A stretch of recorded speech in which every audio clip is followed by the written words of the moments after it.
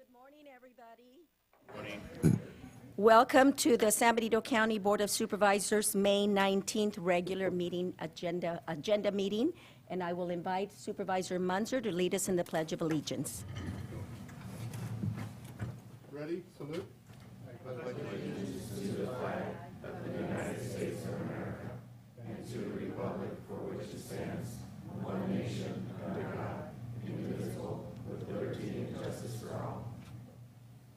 And if we could have a moment of silence for Memorial Day, which is coming up real soon, I would appreciate it. Thank you so much.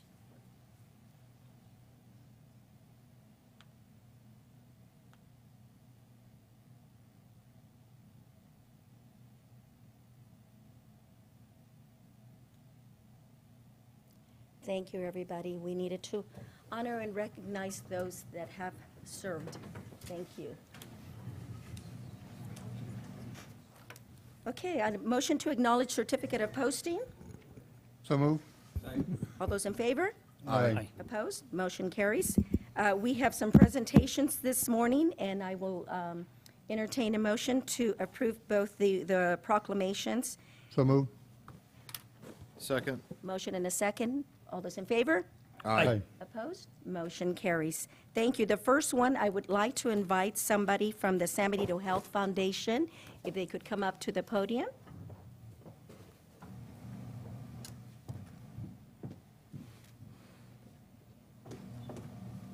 I had the pleasure of attending the 40th anniversary of the San Benito Health Foundation, and I am very proud and honored to say that my father was one of the founders back in 1975, and his signature is on the Articles of Incorporation for the nonprofit foundation at that time, and it grew to where we are now.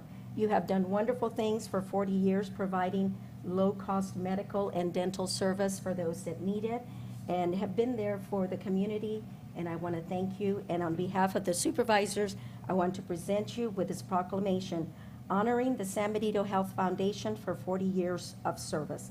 So thank you, and you're welcome to say something on Thank you behalf. so much. You're so welcome. Well, my name is Margaret Nunez, and I've worked for the San Benito Health Foundation for close to 10 years.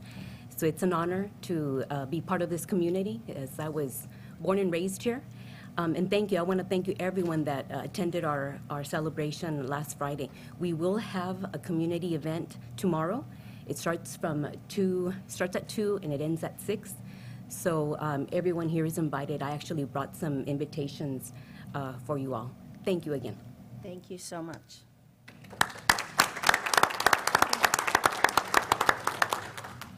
Janet, is that mic on? It is, okay. All right, we'll move on to the Supervisor Botello. If you could present the Emergency Medical Services proclamation. Great. And I guess I'll have Marcy come up and accept this on behalf of everyone. Hi, Marcy. you. Hi. It certainly is a privilege to present this to you on behalf of all the emergency medical staff that we have in the county. And being a former fireman myself, it takes me back to a prior life. And this is really a important recognition in the fact that these are services that a lot of us take for granted in the community until we really need help. And the emergency medical services, it's a team effort by firemen, AMR, our ambulance provider, Hazel Hawkins Hospital, Santa Cruz Communications, our Sheriff's Office, the Hollister PD, and these services are sometimes provided under extreme conditions out in the field where it's difficult, might be safety is a concern, but there's individuals that come out and try to provide what's needed at the highest time that we all need the help. So it's a privilege to recognize May 17th to 23rd as Emergency Medical Service Week. And whereas the medical services is a vital public service, members of emergency medical services teams are ready to provide life-saving care to those in need 24 hours a day, 7 days a week. And whereas the access of quality emergency care dramatically improves and the survival and recovery rate of those who experience the sudden illness and injury, and whereas medical service system consists of emergency physicians, emergency nurses, first responders, emergency medical technicians, paramedics, firefighters, educators, administrators, and others. And now, therefore, I have a couple more whereases, but I won't go into that because I'm hoping that you will get a chance to speak. Therefore be resolved that the San Bernardino County Board of Supervisors, in recognition of this event, does hereby proclaim week of May 17th to the 23rd as Emergency Medical Service Week. And we certainly appreciate all the hard work that everybody that is in that class provides this community. Thank you. Thank you. Thank you very much. Thank you. Good morning, Board of Supervisors and Chair. I want to thank you so much for this proclamation. You know that I'm very passionate about EMS, and this is an opportunity that we can celebrate all the heroes that serve our community 24 hours a day, 7 days a week. We have 57 heroes that are being recognized at a reception that's following directly after. 56 of those are field employees, and one is a citizen who jumped in at the last minute, recognizing a choking child and saved that child. We're all very proud of the people that are in this business. And what I'd like to do is I'd like to introduce the different agencies that participate in our team, have them stand up so that we can all acknowledge them and thank them for their service. American Medical Response.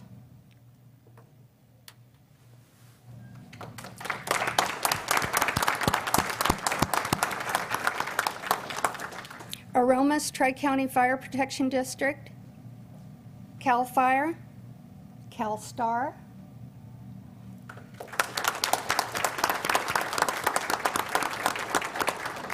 Hazel Hawkins Memorial Hospital,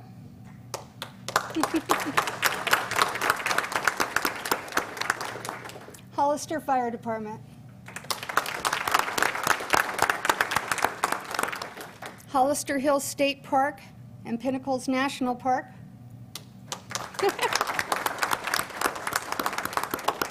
Santa Cruz Regional 911,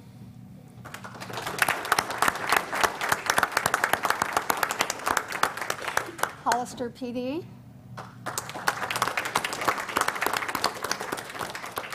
the California Highway Patrol, and the San Benito County Sheriff's Office.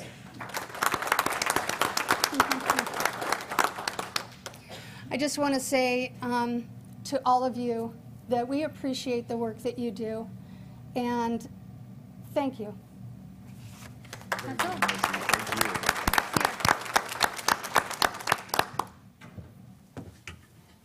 Okay, thank you for those proclamations. And before you leave, I just want to say that on behalf of the Board of Supervisors, we want you to go back and thank the staff, all the volunteers that make it possible for you, for all of us to be able to benefit from the job that you do. So thank you again. We appreciate you. Job well done. Okay, we'll move on to public comments. And I would invite anybody from the public that would like to speak on any items that are not on the agenda at this time. I have Marty Richmond. Okay. We'll wait a couple of minutes so that we can clear out. Thank you.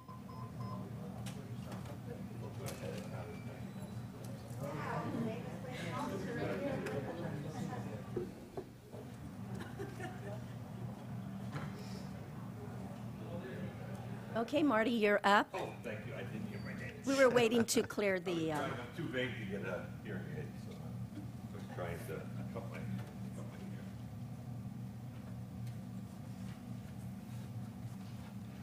hair. Marty Richmond from Hollister, good morning. I would like the board to get serious about a strategy for our library. It's unfortunate that by all the measurements in the California State Library, we're near the bottom of the list, as far as the physical plant goes, especially. We have the fewest square feet. We have many, the fewest number of items available to our services. Now, I understand we have special problems because of the way the county's laid out. The folks who live in Aromas can go use the library in Santa Clara County. Other people feel they're too far from the center, but more than 60% of our population lives in Hollister. That's a lot. 60%, more than 60% of the county population lives within the borders of the city of Hollister. We need a centralized library. This year, there was no library bond. Next year, we expect there will be a library bond like there was a few years ago.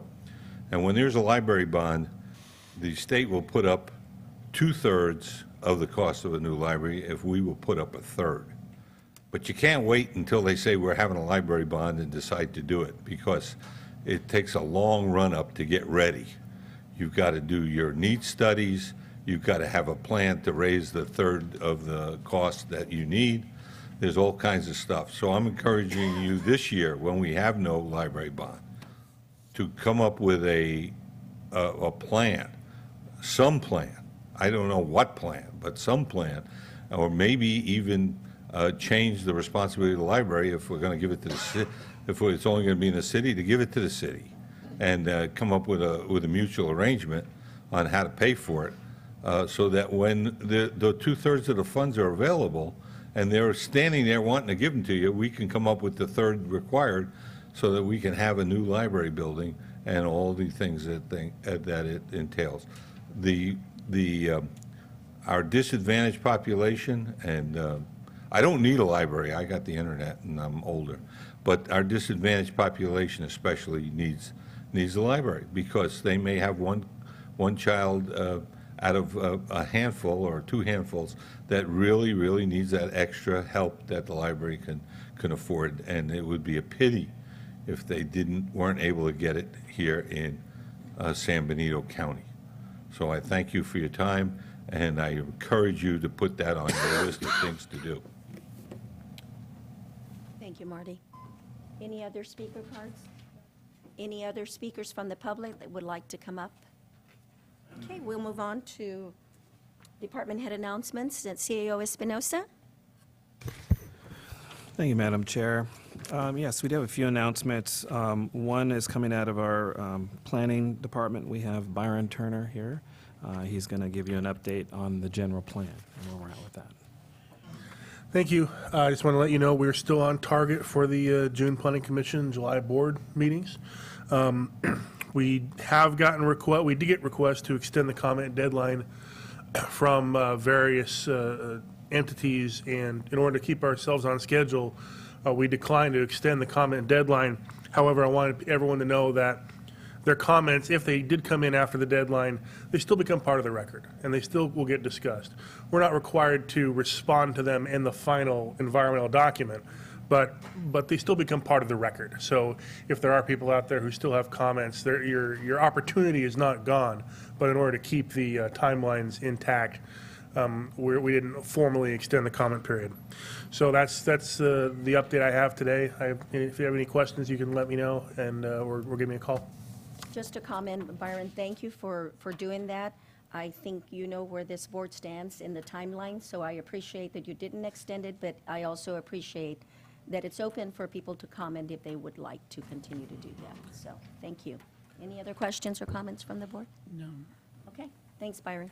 We also have another one coming out of our Health and Human Services Department. We have James Riding Sword here. He's going to give us an update on the homelessness project that's moving forward.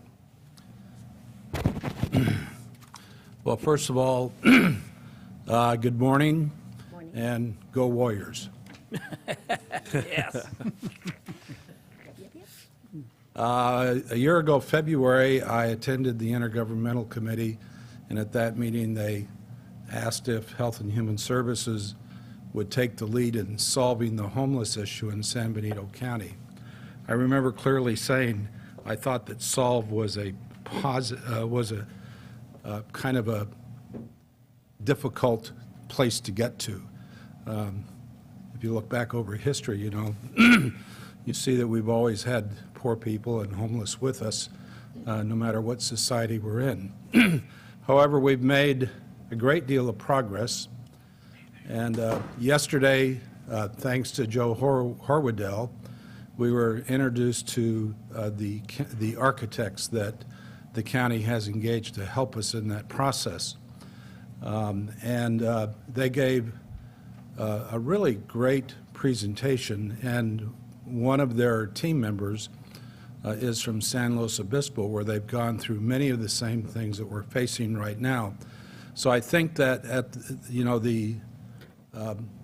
the Homeless Planning Committee felt kind of a sense of relief to see that actually another community had been through this, that they had moved forward in a successful way, and we saw some actual plans as to what was going on down there.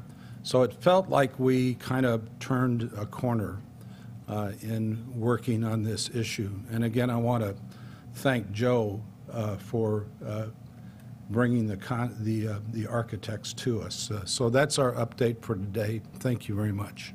Thank you, Jim. Any questions? Supervisor Patella? Yeah, I think hitting on one of the, biggest problems we have in this community as far as having some sort of facility to alleviate, the homeless pressure, the people living under bridges and out in the river. Do we have a sense of a timeline as far as design and beginning construction of the homeless center? At this point in time, I'm guessing sometime in the next 12 to 18 months. And probably a completion date, probably a year later. So we're still looking 2 years out. Well, I want to be optimistic and say it'll be ready for the winter of 2016. I hope we all have a sense that, there is a level of urgency with this issue, and hopefully we move along as quickly as we possibly can, maybe more so than other, facilities projects that we have out there. And we have a number of them, I know, and I'm one to push on all of them, but this is something that is a concern every time I drive into Hollister, taking 4th Street, just look at that encampment, and it seems like it grows by the month. And one other last question, I'm sure you're working on it, and as far as the operational side of it, is that something that we'll get a report on as far as how we're going to maintain a facility like that year-long, Yes. 365? Yeah, in fact, we've had discussion with the state, and we've actually had some discussion with nonprofit organizations that run similar operations in other counties very successfully. So I'm hoping that in the next month or two that those discussions will kind of come together, and we'll be able to present a plan on how we hope to move forward with that. I have to say I'm optimistic. Okay. As that develops, I hope, Madam Chair, we get a report to the full Board of Supervisors as far as understanding how that facility will be operated. Okay, you will. And the ideas that have come forth from different meetings and even a retreat that also included some conversation in that. Any other? Supervisor Rivas? Yeah, just to add to those comments, I think absolutely. I think it's great that our Health and Human Services Agency is taking the lead on this, but I know that there are pressures possibly from representatives from the city, but I think we have to keep in mind that this is a county department, and so any type of action or some decisions that are made at your level, Jim, they need to come to this board. Yes. So I think it's great. I think it's great that we're working together, but at the end, we have to keep in mind that this is a county department. So we have to keep everyone in the loop here. Thank you. Yes, absolutely. I agree. Supervisor De La Cruz? Yeah, Madam Chair. Jim, I've been getting calls and emails from my district, from the west side of Hollister, and asking me, did you know there's a camp out there growing? And I respond, yes, I do. I'm aware of it. We are aware of it, and there's bottom line is, what are we going to do about it? And I say, give us some time. We have plans. We have a facility that are working on it, and their concerns are all common, and that is, it's gonna ramp up to a big city, big camp, and if we, the county, ask the sheriff to do something about it, like dispersing them, is that the best thing to do? And I explained to them that's probably not the best thing to do at the moment, because then at least they're all in an area, they're helping each other out, and right around the corner there will be a facility that we can provide to these members of the community. And they're willing to hold. They have some patience, but they really don't want to see it there long time. So, Well, if I may comment on that, Please, Jim. in the last few weeks, this also come to our attention, and we've been working closely with the city of Hollister, and discussing alternatives. In fact, we had a meeting yesterday to talk about that. We expect to get updated on that particular issue at our next Homeless Planning Committee meeting, which will be on June the 1st. There's, as you are probably aware, there's a level of complexity to any issue like this. But we are trying to look for some interim solutions that will alleviate what's happening in the community. yeah. Yeah.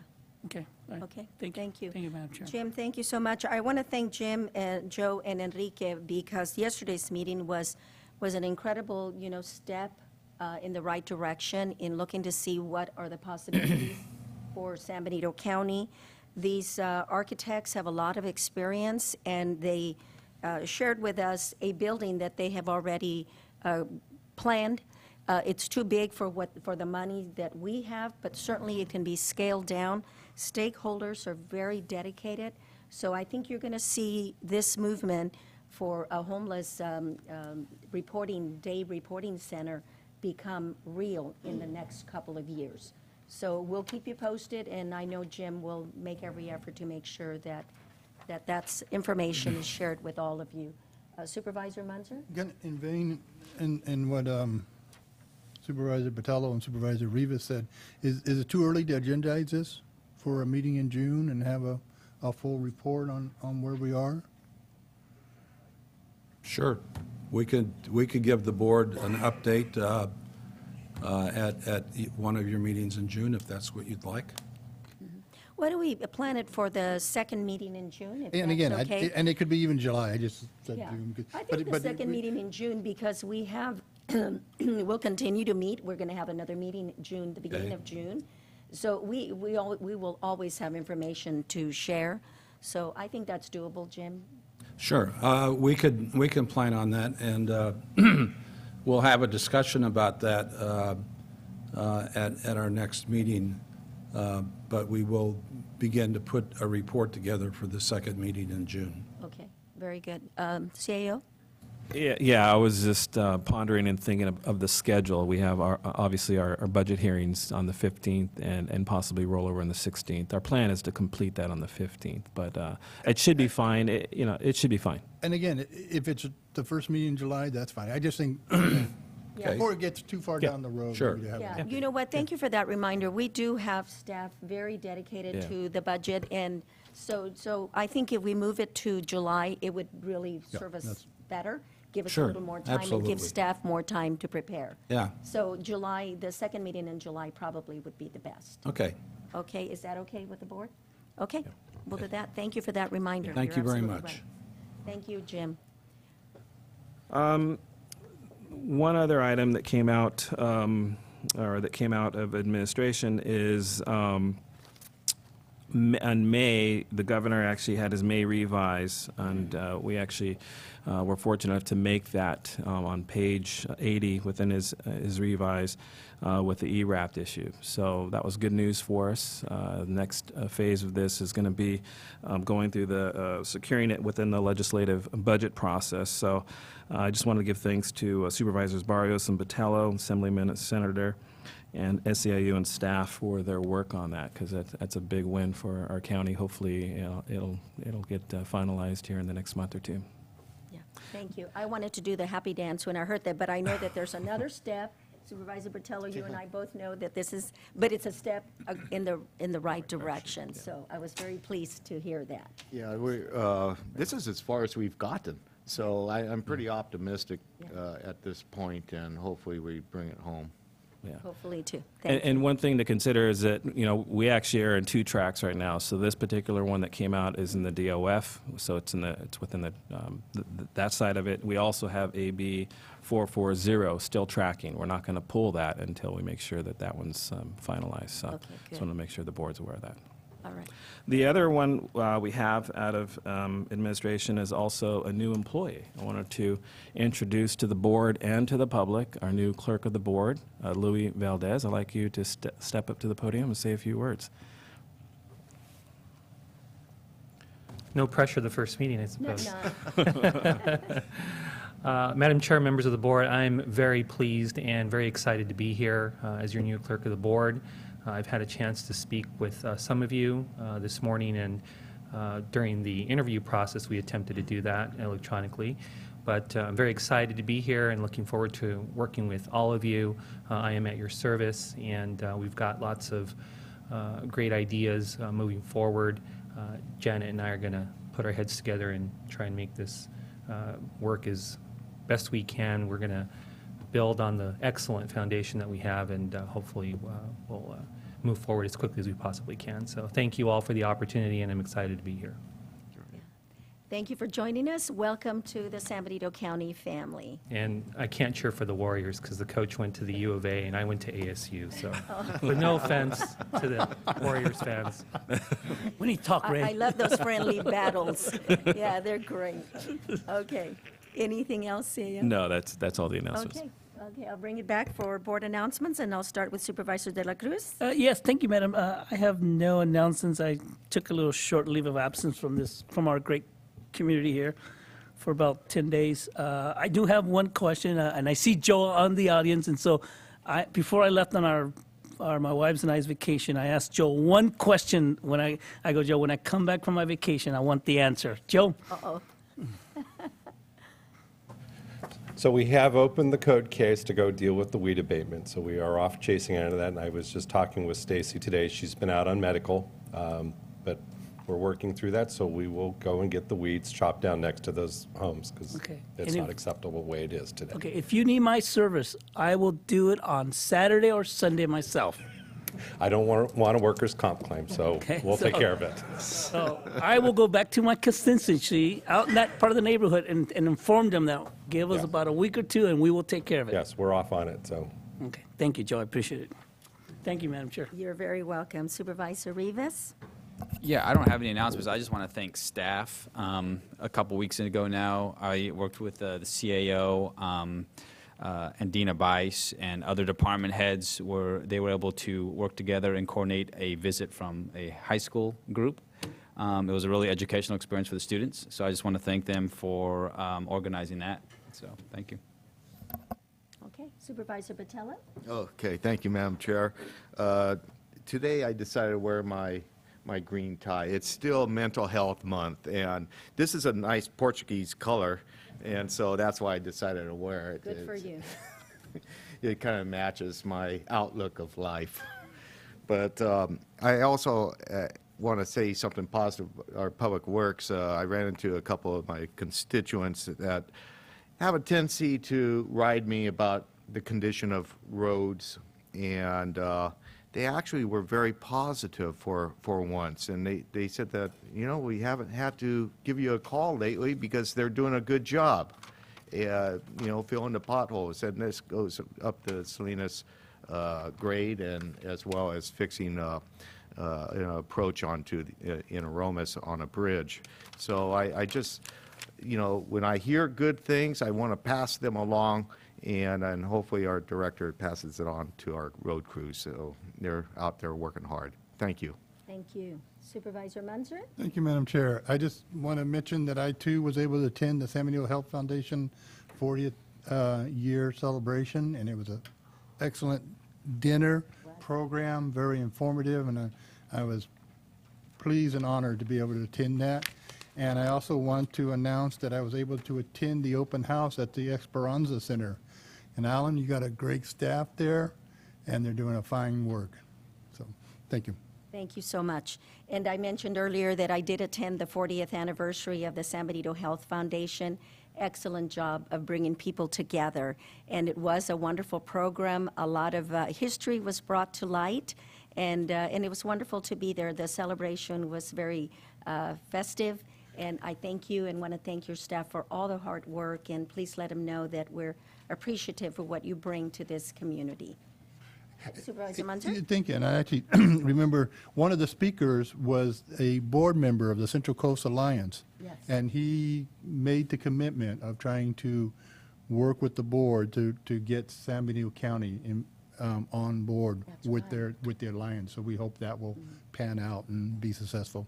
Okay. Also. I don't know how to go about doing that, but I maybe will take direction from the foundation to see how that can happen. So we'll look to you for that leadership. Okay? Thank you. And the other thing that I wanted to say is that I met with a representative from the California Strawberry Commission, and May is to recognize the importance of strawberries and what they bring to this county and to the community regionally as well. I want to say that there are 400 family strawberry farmers in California. They create 70,000 jobs. They grow nearly 90% of the U.S. strawberries. They invest 97 cents of every farm dollar back into the community. They pay taxes that support teachers, police, and firefighters. They contribute time, financial resources, and in-kind contributions to food banks and dozens of other charitable groups. And I know that San Benito County benefits from that. And they also provide college scholarships for children of strawberry farm workers, which is a huge investment. And I believe that in the last few years, they have contributed $2 million for the children of farm workers to be able to attend college. That is a big investment for our community. So I want to thank them and just show my appreciation for the contribution to this county and to the region. So. And then the last thing that I want to report on is the the Pajaro River Watershed Flood Prevention Authority. We met again last month, and I forgot to tell you that I am chairing that authority, which is really an honor. And this is the second time in my two terms that I have been able to do that. And what they want to make sure that we know about is that based on the sediment transport model developed previously, they estimated that the San Benito River contributes approximately 61,000 cubic yards per year of total sediment and approximately 21,500 cubic yards of sand and gravel to the Pajaro River. So that is an area of concern. So that's why they watch San Benito very carefully, watch how the sediment is being created so that they can make sure that it's controlled at this end rather than have it affect the Pajaro River that can cause flooding downstream.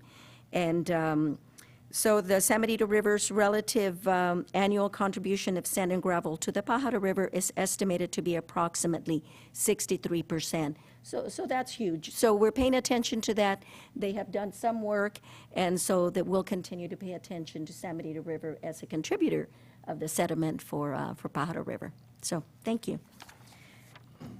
Okay, we'll move on to consent agenda items. Are there any agenda items that the public would like to pull? Any agenda items, consent agenda items that the board would like to pull?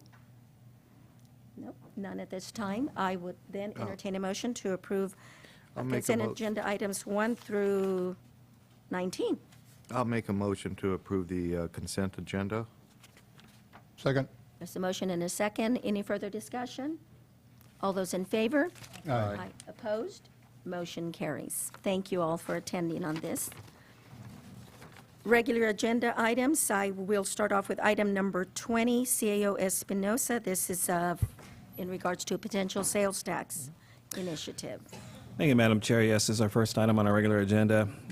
This item has been brought to our board over the last month or so with regards to sales tax initiative.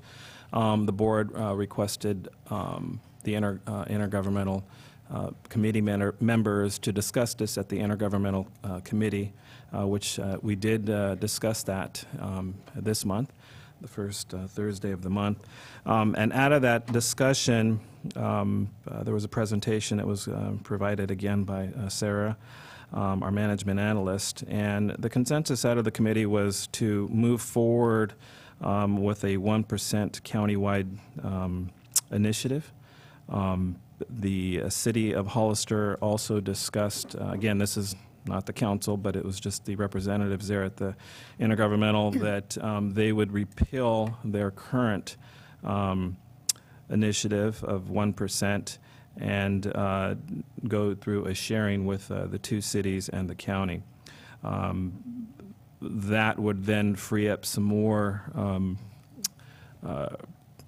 availability to COG, if a COG were to move forward with their initiative.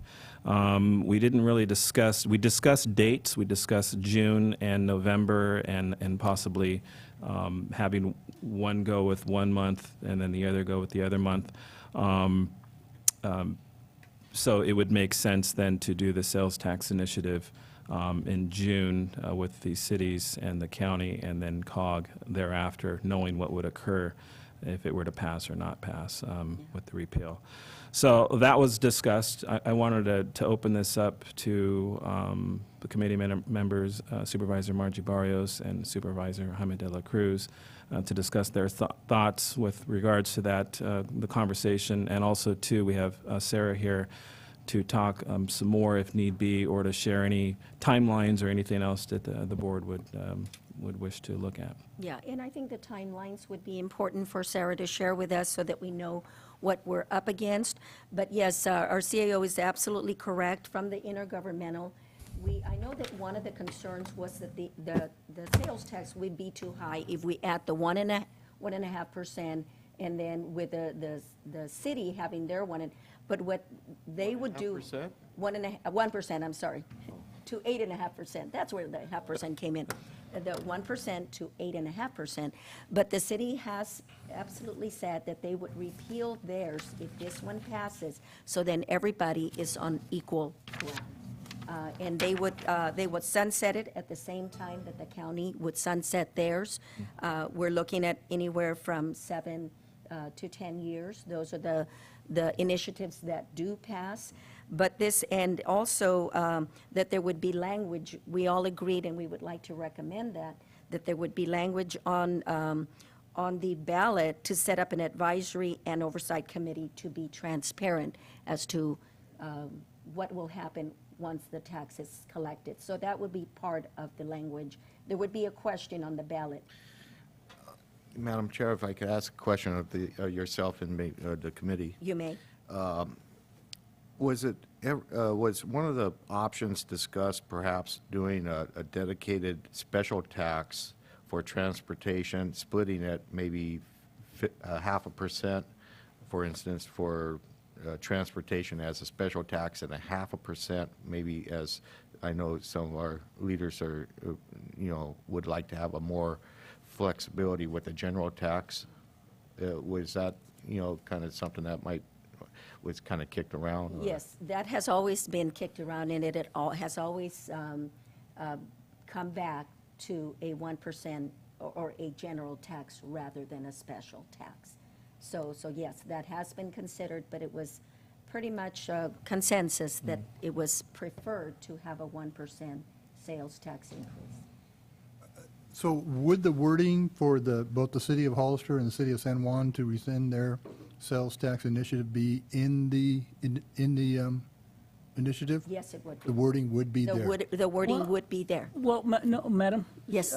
Because City of San Juan has their sales tax forever, They're not, I don't think that was how I interpreted it. I interpreted it as them saying, on that item, we need to go back to our city council members. Yeah, but I'm talking about just the increase that they would be affected by, because they would be gaining a 0.25%. Correct. Because so that part of it would sunset Yes. along, and that wording would be, but not their tax in perpetuity, Right. which Yeah. that one, no, that one was not discussed. Okay. Yeah. So does that answer your No, question, that Supervisor? confuses it. Well, what we were discussing earlier was the repeal on the city of Hollister. So Okay, the 'cause city of what I Hollister heard would was- would okay, repeal then theirs. maybe I'm mistaken in what I've heard. We got to consider also the city of San Juan Bautista. They actually have a permanent sales tax. I that- understand that, and what I heard was they were willing to rescind that also, and that's not. No. So you're saying that's No. not true at this point? That is not true, no. Okay, that all right, is so not. that clarifies And you that. wouldn't want them to do that. I mean, they voted What- that in, well, and, yeah. Okay, and then the other issue, this oversight committee, is that going to be one committee to oversee 3 agencies? Or will it be 3 oversight committees to oversee each, one for each of the agencies? No, that part, I wasn't clear on that, but certainly this would be a county initiative, so we would certainly have a county oversight committee. Now, the city, their 1% that they have in place right now, they have been using it for specific things. That may continue, but certainly for the county, we would have that advisory. Wait, you just said that the city was willing to rescind their 1%. They are, but don't forget that theirs will continue until ours goes into No, effect in yeah. 2017. Yeah, okay, all right, okay, So that's what I was referring to. okay. Okay? Madam Chair, how would you feel if I went through the presentation from intergovernmental, or did you want to just see the timelines? It's a very short presentation. You may do that if it's okay with the board. I think the more information we have, the better equipped we will be to move forward. Yeah. Are you okay with that? Yes, Madam Chair. Okay. So I did, in addition to our presentation, I created a nice little summary page for all of you to look at. It summarizes in a table the options that we've laid out and some pros and cons, what the rates will look like. This is for the public.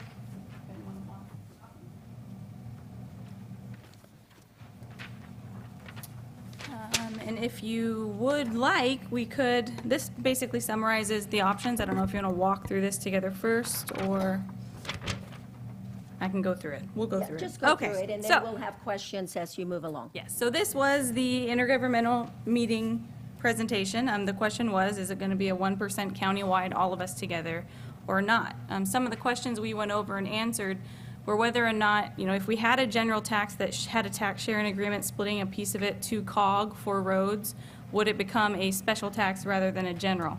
And the answer, can we share it with it still being general? And the answer was no. It would basically become a special tax if we tried to do something 1% countywide and said, we'll give COG this much.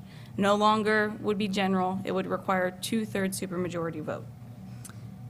So that was basically just the big question of the day.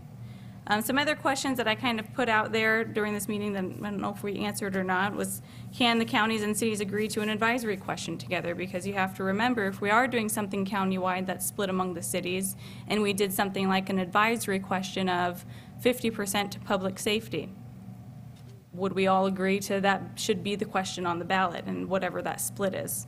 And as you guys have said, the audit committee, how would that be split? How would COG be affected, basically? And whether or not an advisory question period would be the best option. So those are other things that come out of it. So let's look at rates if it were a 1% countywide.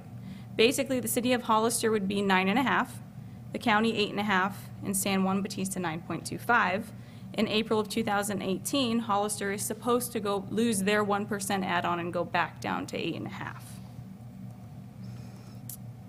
So this was option 1. If we had a 1% countywide, it's approximately $5.6 million that we would be looking at. In this option, we split 50% with a tax sharing agreement among the cities and the counties, and then 50% to roads. The tax share funding looked like $2.8 million to roads, and you can see here a split among the rest of us. The 2.8 million is the county share. That would be roads share for COG. And then The rest, for COG, correct. Because, Let me ask you, why would we want to, if we're to go in this direction, why give anything to COG? We could give it all to our public works to do our road program. We could. We could. Yeah. Yes, these are that was just discussed. options. But you're absolutely right. It Yeah. could be just for county roads. so in this scenario, because COG's involved, it's no longer a general, it is a special. It's just making that clear. That was with that option. She's just showing She, you the just options. different options. Yes. Just different Yeah. All options. right. Not what necessarily happening. So the other option is obviously not having roads and making sure it remains a general tax. Which is the direction that the intergovernmental is recommending. that we do. Correct. And that would be, this one, this is the one you're going to present, right? Yes. Sarah? So we're looking still at the 5.6 million. That's what approximately a 1% increase countywide would have. And in this arrangement of the tax sharing agreement, again, it's split based upon our tax base. So the county would be looking at 2.4 million, City of Hollister 3, and City of San Juan about $112,000 projected. Now, the interesting thing part about this is, let's say we did this 1%. COG could go on a separate measure, but they would be limited to a 0.25% increase. And that would be because of our 1% in the cap, bringing, I believe, Hollister to 9.25, which would be the issue for a period of time. So I did give the option, and you'll notice on the rubrics in front of you, this picture up here on the board is the same as option 2 on the sheet in front of you. It limits basically a countywide to 0.75. We have a question, and go ahead and interrupt Sarah when you have questions, because this is very important that, Okay, so go ahead and do Yeah, that. That's right, I haven't even thought about that. So if this was to pass, a countywide 1% passes, the city still has their 1%, that's gonna limit COG, if COG wanted to go in November, if the countywide passes, that's gonna limit COG to what it can do in November. Correct. And unless, though, like we've been talking about, the city said they'd be willing to take their 1% away upon the passage of the countywide 1% that we're looking at today. Actually, the city said specifically, because that question was raised, the city will eliminate that 1% to ensure that if COG goes to the ballot and gets approved, they will make sure it doesn't stand in the way of COG. So in other words, they'll drop it even sooner rather than the April 2018 timeframe. They would have to drop it when ours goes into Right. effect. Yeah. Okay, but has anybody looked at the issue that even though they say they're gonna drop it, but it is there, is that gonna put a cap on COG? Well, Irregardless of what they say they will do, but the fact that it is in place, the countywide passes, so they would have 4 or 5 months to drop theirs before the November election, correct? yeah. Okay, all right. You know, you mentioned, I'm sorry, Sarah. It's okay. Having an advisory committee. What do you need an advisory committee if it's a general tax that's going into the big pot? For What- transparency. For transparency, and the advisory committee would be, let's say, for instance, COG has already done a study. It's obvious to all of us that roads are an issue in San Benito County. That's what the county wants. That's what the community wants. It would be a shame for us to try to pass this sales tax, come back and put it into our general fund and use it for things other than what this community expects. So that would just ensure transparency, that it is being used for what they believe this is being, passed for, and that is why you would have that advisory committee. But we haven't had this, of course, and we haven't had any advisory committees, helping us with our expenditures of tax revenues, but special tax revenues. But with other agencies, and I won't name any, they have a real bad reputation of utilizing and listening to advisory committees. Why would we be any different? And that's what I would kind of put in as a general question for ourselves, especially with the general tax. But that's why I'm not overly excited yet. Right. But when, Supervisor Batalla, when you put that question on the ballot and you say, would you, if this sales tax passes, would you agree to having an advice? It gives a sense of transparency, trust, good planning, and that's not a bad way to go with a community as small as ours. I believe that we're different, and we will be doing it different and in a way that will address all those concerns. And I think this goes back to looking at past successful election language or ballot measure language of which ones sales tax increases that were actually successful. And a lot of those were ballots that were sunsetted for 5 to 7 years and included the advisory committee so the public could kind of see, okay, are they doing for this time what they, something along the line that they said they would. And that sunset piece was a huge part of it. Now, I do know, and I'm at the intergovernmental meeting, I think that one of the conflicts was the city of Hollister really doesn't want to see a sunset. And from staff, I'm a little nervous that without a sunset and a big increase like a 1%, that it might not even go. So that's another thought process you have to do, because usually according to the data, again, it was a half percent increase rather than a full 1. And I think our advisor from K&N Financial at the last few meetings had said something similar. So we are kind of pushing the envelope perhaps, so. Madam Chair? Yes. Sarah, what's the maximum that the county can incur? 2%, right? 2% above the 7.5 sales tax. Right. The county by itself? Yes. Countywide, not a full 2%. Okay, let's talk about San Juan Bautista. What rate are they right now? They're currently at 8.25. 8.25. So if we were to do this countywide sale 1% tax, they'll be at 9.25, right? Correct. Yes. And then if COG were to do a 1% sales tax, what would San Juan Bautista be? They couldn't. They couldn't. That's my question. Okay. Yeah. They're limited Correct. Okay. per state of California legislation. Correct. Right. Okay. So I'm going to, go ahead, Jerry. Sorry. Okay, wait a minute. The highest the rate could go is 9.5, right? Right now, yes, without And San Juan is at what? 8.25 currently. 8.25? Yes. If the 1% countywide went into effect, San Juan would go to 9.25. 0.25, correct. So that's where it leaves the COG with only 0.25. 0.25, correct. Okay. Correct. And you'll see that on that summary sheet, you'll see how the rates bump up and down that I gave you. So you'll notice that a lot of them, San Juan Bautista specifically, would be at 9.5, depending. So I'm going to skip the timeline for a second and go to the unincorporated option.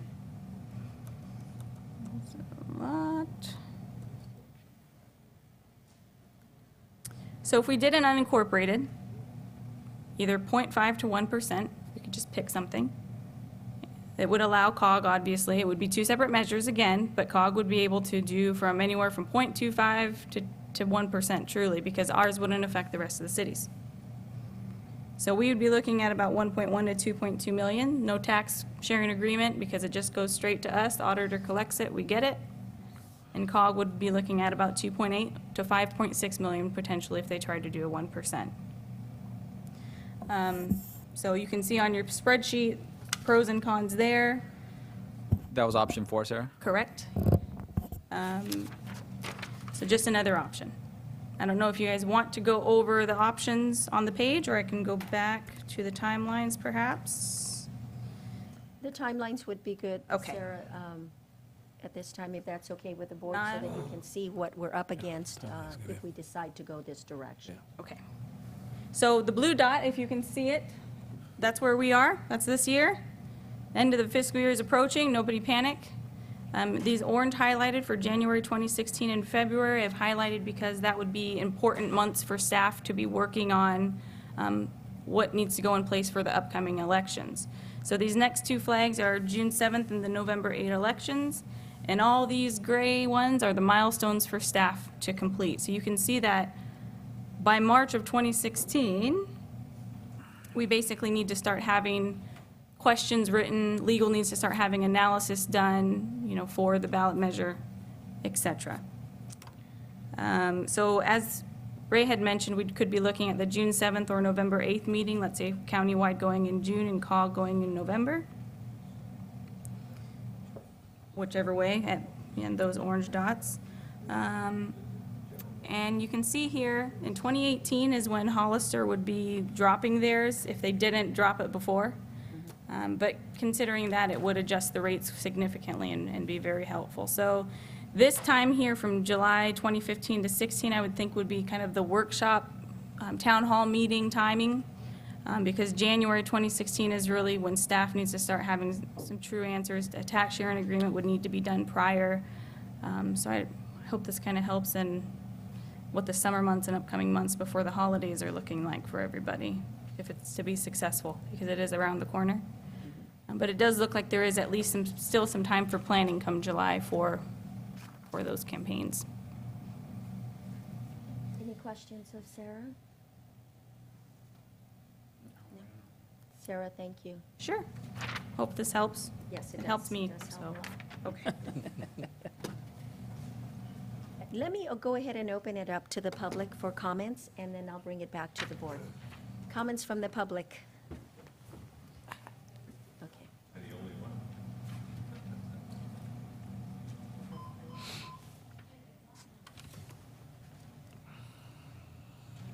Thank you, Marty Richmond from Hollister. I hope you will pay attention to what I'm going to say.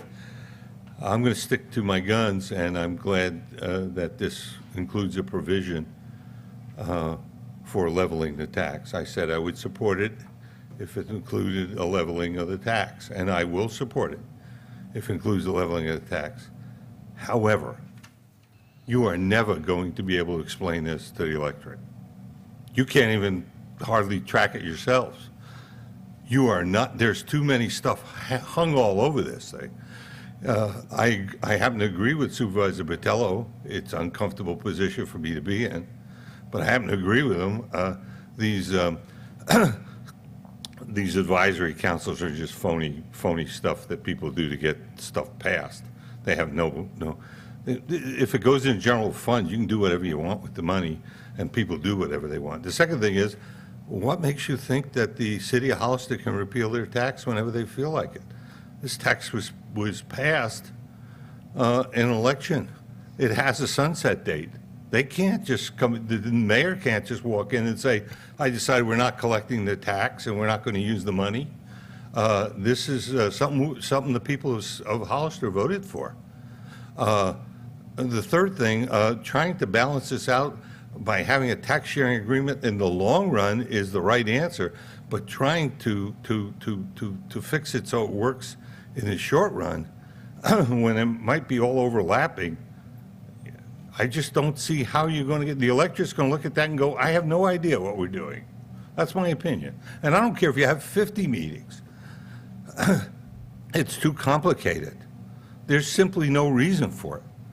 What you need to do is you need to hike up your pants and hope that the city of Hollister doesn't have to drag the people in the unincorporated areas through this tax thing. You ought to put in a tax in the unincorporated areas and get everybody even. And if you want to use that tax then for whatever you want to use it for, fine. COG already gets 0.25% of all your regular sales tax. That's my understanding. That's the law. Every of the 750 that goes to Sacramento, what comes back, only 3/4 of it, 1% comes to you. 1/4 of 1% goes to COG already. So they're already getting plenty of sales tax. And if they're not going to fix the roads, why give them the money? I don't understand that. If we're going to fix the roads, then give the money to the Public Works Department. That makes perfect sense to me. They're going to fix the roads. I wrote an article about how you should do it, and you should kickstart it with this $7 million of found money you're going to have.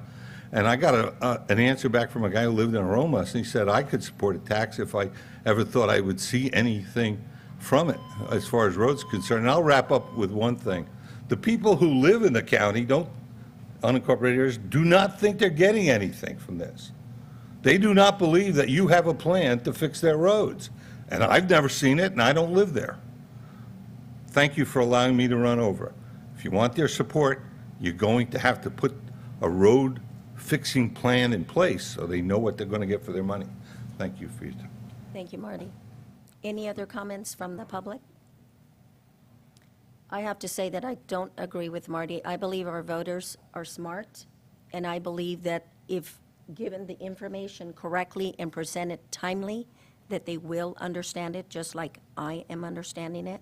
So I have a lot more faith in people that they will pay attention to how it's going to happen if we do the process of educating and presenting. Now, with that being said, I know that if we don't go for a countywide 1% sales tax, the city is going to, again, on the ballot in 2016, try to extend their 1%. So they're going to do it whether we join them or not. So I just feel personally that it's an opportunity for us to be able to all share in passing this 1% sales tax. I don't believe that we do it just for the county, that people are going to say, why would I want to pay another 1%? You know, if it's, but we will get the help of the city if we do it all together, and they're going to want to continue their benefit that they get from the 1%. So that's my take on it, so I will now see how the rest of the board feels. This is where my real conservativeness comes out. And I'm fed up with taxes. I pay way too much in all forms. And I've been advocating that the county needs to really develop a plan for road maintenance. And within that plan, of course, you have to have the revenue side of it and the expenditure side of it. And going for a general tax, all we're doing is ask with our handout and asking the voters, make it a little bit easier for us to govern and provide services for you. Money, as Supervisor Munzer's predecessor, you know, we know what the problems is. Money is the answer, and I don't know if we should be making it that much more easier for us to just kind of get a pot full of money, and I don't know how to explain that to my voters in my district. And but I can explain the need of additional revenue for transportation and the condition of our roads. And it's to take every last cent of this and a match from the state, and we'll never finish the job. And I just don't think having an oversight committee have any sway with this board. If it's a general tax, I think possibly with respect to our intergovernmental committee, we're just making it easier for Hollister to continue on with their special tax and patting themselves on the back for balancing their budget with the special tax and giving out pay raises when they shouldn't be utilizing that money for that purpose. I think we would be far better served if, whether it's a county wide tax or just the unincorporated area, but emphasizing it back to transportation, and that's what we're spending this money on. That's where we need the money, and that's everything else will, you know, we'll have to work within our means. And I just have a lot of concerns about 1%. That's be a tall order to get passed in areas of my district, especially when they don't see the benefit from that. And I've talked, you know, I had an informal conversation with some of my poker friends the other night, and they said, absolutely not. I said, well, what about the roads? Heck no, that's your problem. And they're old guys, you know, and that's not my job. My job is to try to maintain the county assets. So I'm really concerned about this. Thank you, Madam Chair. Okay, you're welcome. Madam, Supervisor Delacruz? yeah, I would support that we do a countywide 1% sales tax to even the fill of both the city of Hollister and the county. And I would even support and go as far as supporting the money that we get for the county goes for our local roads repairs and quality of life improvements in our community. Okay. I would go, but roads will be top of my list. Is that what it is? You wouldn't go with the city? No, I will go with the city. So you go option one? Oh, no, I apologize. I will go option one with the city because the majority of the votes are in the city, and we need their support to pass this. And as Supervisor Patel said, and I acknowledge and I agree with them. However, I would go with the 1% to ensure that it has a better chance of passing and to make the county 8.5 with the city 8.5. And the county's portion money should go for road repairs and improvements. Thank you, Madam Chair. You're welcome. And even though we can't really state that for a general Right. tax, we can still be proactive in saying Right. individually that that's what we want to do Yeah. with And- this and then- money. And then, Madam Chair, and to finish up, and I appreciate if you give me this time, and to finish up and I will support that idea of making it general and not say it, so it becomes a simple majority vote. And if we don't come through, in 4 years, we could always be removed. If those monies don't go to repair our roads and improve our roads, if we spend it on other things, then the public can come back at us in 4 years and kick us out of office if we don't fulfill those commitments. That's a strong statement, Supervisor De La Cruz, but it's a statement that has to be made, and that is that the public needs to, we need to start creating that trust for them to know that that is what we want to do. And the other thing that I wanted to say, and please correct me if I'm wrong, but if the county passes any kind of tax, the state, before July 2015, the state will leverage those funds with the monies that they're giving to the counties for transportation. We will get an additional amount of, and Mary, if you could come up and just confirm that that is correct. They will help us if we help ourselves, in other words. That's right. Self-help counties do have an incentive in Senate Bill 16, which is currently proposed by Senator Bell. And what it is a 5% set aside for counties that become self-help and pass taxes after July 2015. The language, as I have read it, and as it is right now, is it specifies transportation sales taxes. So, I don't think it goes so specifically to say a special use transportation tax, with a 2/3 majority vote. But that's the interpretation that I've gotten, and in speaking with my colleagues at other agencies, that's the understanding that we have is the proposal. Okay, so then this general sales tax would not give us the additional funds that we would hope to get? That's Okay. my understanding, All right. yes. I had understood it the other way, but you've probably done more research than the last time maybe you presented to us, but I was because that is included in here. So then this number one item, then Sarah, does not apply. For option one. COG is able to become a self-help county and receive additional 5% funding from the state. Option one shows a 1% countywide, and then separately COG would be going out for a 0.25% increase. So that's why option one would allow them because they'd be doing their own measure. If we Okay, so just then did, they would be able to they get would be the because they'd be COG. doing their own. We would have two measures, one for general, one for COG. Okay. Option three would be the one where COG would not have the opportunity to have that 5% help and Okay, become a got it, self-help county. Got it, okay. And that's why I brought up the point.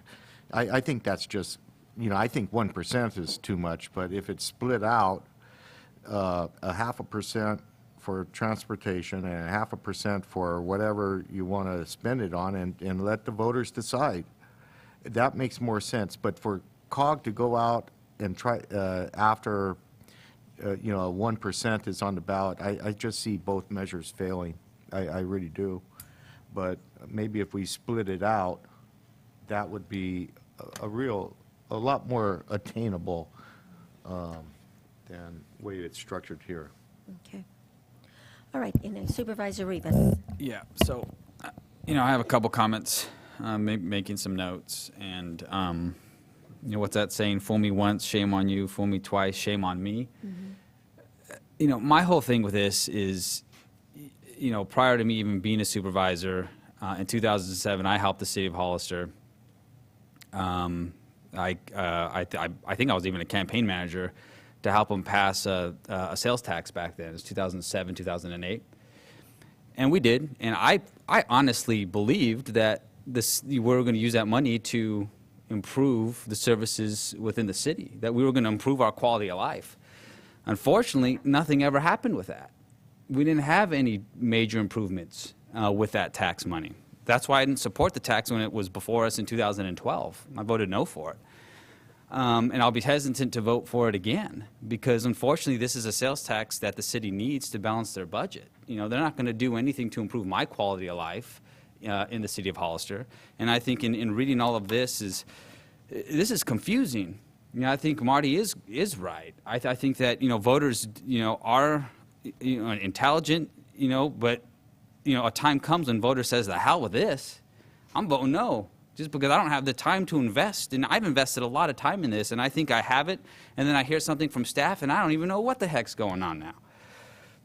You know, this whole tax sharing agreement, it sounds good, but how we sell that to voters, I don't know, and I don't know how to tell you. And I've worked on a number of campaigns, and, you know, for a number of years. You know, the option that makes the most sense to me is I see option 4, number 1, more flexibilities to cities and COG.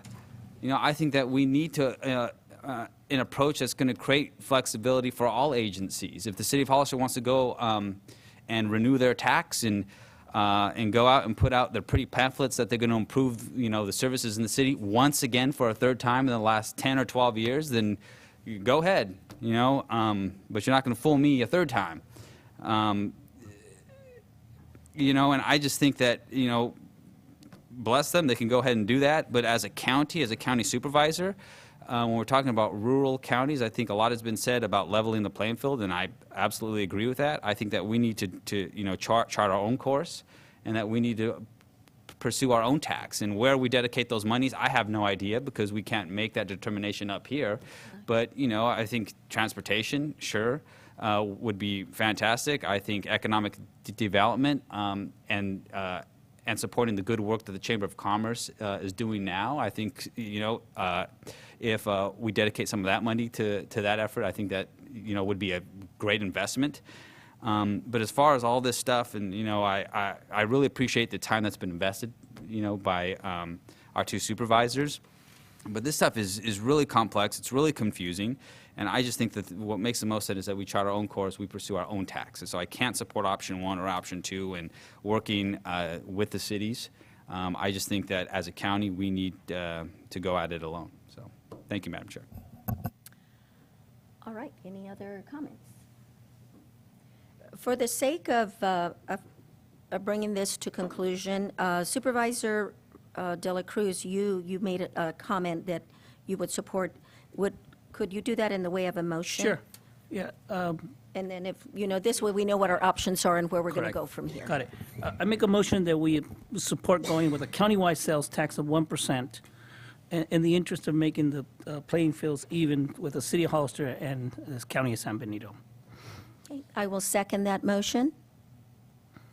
And before you call for the vote, Madam Chair, I came in today thinking I could support that, but Mr. Richmond brings out a very good point in that, you know, I came in thinking that the city could rescind their sales tax as soon as this was passed. He brings out the point that they may not be able to, so that theirs may have to sunset in what, 2018 or whatever date. Sunsets in 2018. Okay, so that may have to wait till 2018.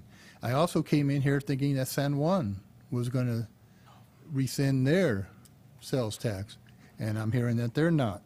I no longer am sure that I can support this without more information, more clarification, and just talking this out more. Madam Chair. Yes. Matt, is there any way you can inform the board? Can the city say Repeal. sunset, say Right. the next day it gets voted in? So I think the way that would be done is that, remember, the sales tax was created by initiative, not by ordinance, created by initiative. So it can be repealed by initiative. So in whatever new initiative, or whatever new initiative is brought for the 2016 election, part of that initiative would have to contain language that said the former sales tax approved by the voters in 2014 is hereby revoked or set aside in favor of this new one. So that's how the prior sales tax initiative could be revoked by the city. I'm not sure, I don't think the city council tomorrow could pass an ordinance or a resolution saying it's revoked, but I do think it can be revoked in the new initiative. Yeah, and that was our understanding from intergovernmental, that they had done some research and that is the way they could do it. Because it was voted in, so it can be voted out, and then the new sales tax would replace the one that's going out. Madam Supervisor De La Cruz and then Supervisor Batella. Then, Madam Chair, I'm going to revise my motion to say, I make a motion that we support option number 1, go to county sales tax in the interest of making it even playing field, with the condition that the city of Hollister adds a stipulation on that language that they will revoke their current sales tax, so then it doesn't go up to 9.5% for, I don't know what, 4 months, 5 months, 6 months, it's automatically dropped. Yeah, and I will amend my second to reflect your change. Okay. And so that would take care of the concern with the city 1% and revoking. The second concern was the San Juan Bautista, and it's likely that San Juan Bautista may not support this because then they would end up with a higher sales tax than surrounding counties, and their vote does matter. Fortunately for us, it's a smaller population and a smaller voting base that maybe it could still pass in spite of that. And we considered that and talked about it as well with the representatives from San Juan Bautista Council. So, any other, Supervisor Patella. Yeah, I'm thank sorry, you. I took your spot and I No, that's quite all right, Madam Chair. No problem with that. But I understand what, going in the direction of option 1, the only way we become a self-help county and qualify for transportation funds is if COG puts a parallel measure on the ballot for 0.25%. So we're talking about another 2.5% on top of that to become, and that's what, correct me if I'm wrong, but they would have to, in order for us to qualify for state funding to repair our local roads, we need another measure on the ballot. Yeah. And that's one of the reasons why I'll probably won't be in favor of this motion. Yeah. Thank you. And Supervisor De La Cruz, if you could amend your motion to say that it would be for a June election? So Yeah. that COG would have an opportunity to go Yes. in the November Yes. election? As amended. Okay. So, and I will amend my second to reflect that. All right, thank you. So is that clear for the board? Okay. Any other discussion? All those in favor? Aye. Aye. Opposed? No. Okay, so it fails, 3-3 or 3-2? So, Okay. actually, Madam Chair. Yes.